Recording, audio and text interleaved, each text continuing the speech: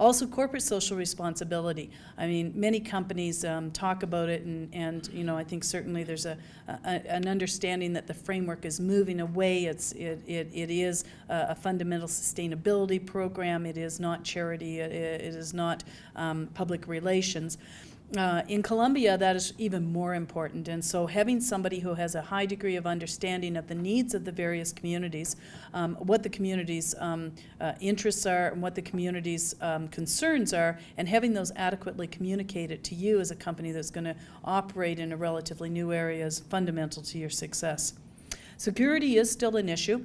Less so in Bogota, to be perfectly honest. I did have security the whole time I was there. I kind of felt that it was a little bit more than was necessary. But in certain regions of the country, there still are active acts of terrorism against oil and gas installations. You still have to be cautious. FARC certainly has set up areas that they claim as their own territory, and they're very vocal to say that if your staff come into this area, we will kidnap, we will hold you. I mean, they're typically do not kidnap foreigners for ransom. Believe me, the political headache is just not worth it. But there are common criminal elements who will kidnap you for ransom. So security is something that you need to be aware of, but this is also a highly developed industry in Colombia, and there are incredibly expert advice available, again, at a very reasonable price. The other thing is, if you actually examine the Canadian labor laws and put them in parallel with the Colombian labor laws, and the corollary argument against that is that in Colombia the enforcement is not as great. Certainly not my observation, but I respect the opinion of others who think that. But if you put them side by side, you would see that the Colombian regulations actually are much more protective of workers' rights than the Canadian regulations are. And so you need to be aware of this, and there are certain steps on a human resources perspective that you need to take that are much more thorough and take into account a lot more items than you would ever do for a Canadian employee. As an employer, you become much more like the parent. You become very responsible for that individual for a long period of time, and you have to be cognizant when you're going to hire people on a full-time basis exactly what you're getting into and what rights they have and what rights you have. Political paralysis, which is just my moniker for it, it happens quite frequently, and in this, when they have the municipal elections, they take place in the entire country at the exact same time. So what happens is nobody wants to make a decision or sign a paper for anything that's going to happen or after the election because they may or may not be in power. There's, again, another unique element of the the Colombian judicial system is that if you make wrong decisions, you make a decision to invest in something that turns out poorly, there is a personal liability issue that does not exist in Canadian law. So in Canadian law, you've got a shield, and so you find that politicians are eager to move forward with things after they're newly elected. As it comes towards the end of their term, getting into the next election, nobody wants to get caught doing anything. That happens both at the State Department level as well as the federal level, and that's something to be very aware of. Plan that into your schedules, because if you're depending on somebody to give you an environmental permit, et cetera, et cetera, et cetera, on a particular area when you can easily predict that there's going to be elections, you will not get it. You'll have to build that stop gate into your schedule. Cultural adjustments, this is just sort of a real quick list for any of you who are actually going to go down and work there, or even more importantly, those of you who are going to have a presence down there, either interacting with a Colombian partner, or you're basically having Colombian staff, you're here, they're there, you're having telephone conversations. There are some things that, from the strictly Canadian perspective, you would either consider rude or absolutely inefficient.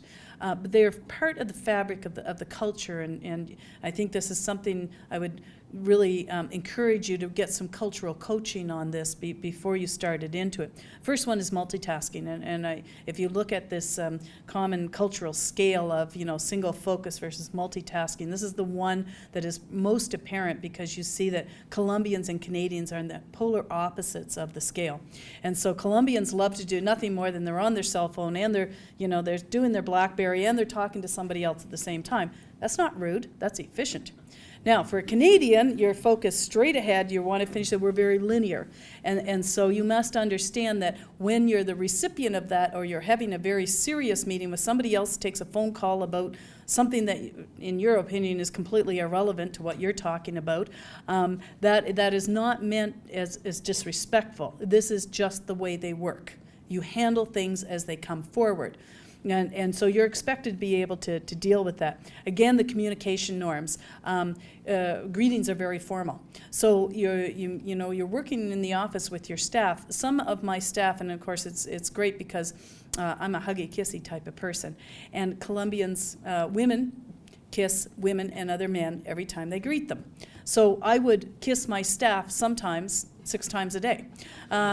So it's very common, but here's the difference. In a Canadian environment, you may or may not say good morning to Bill that works in the office next to you every morning. You certainly don't say, hi, how's it going, or shake his hand every time you see him during the day, but you do in Colombia.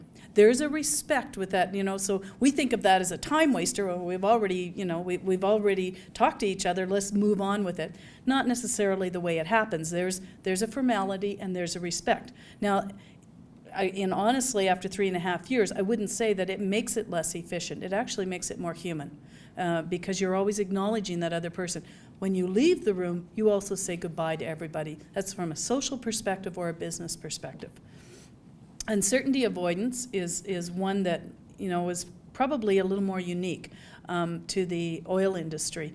And what I've found down there, and certainly in my discussions with other Canadians, is that I was struck by the fact that a lot of Colombians, brilliant, absolutely brilliant, some of the best engineers and geophysicists I've ever worked with, who would rather do something along a known path, even if they knew it was going to fail, rather than doing something new with an uncertain outcome. And that struck me as being, so there is a tendency, whereas Canadians are much more risk adventuresome, and we like to go ahead and we will do these things. Colombians have a tendency. Now, pushed, this is one of those tendencies that can be molded, but they need the support, and part of it historically has to deal in the labor and legal regulations, whereas if I fail, I could personally be liable for this. So if you have an employee who's tackling a very tough, difficult technical issue, as a partner or as a Canadian supervisor, one of the things that you have to make sure you do is show your full support.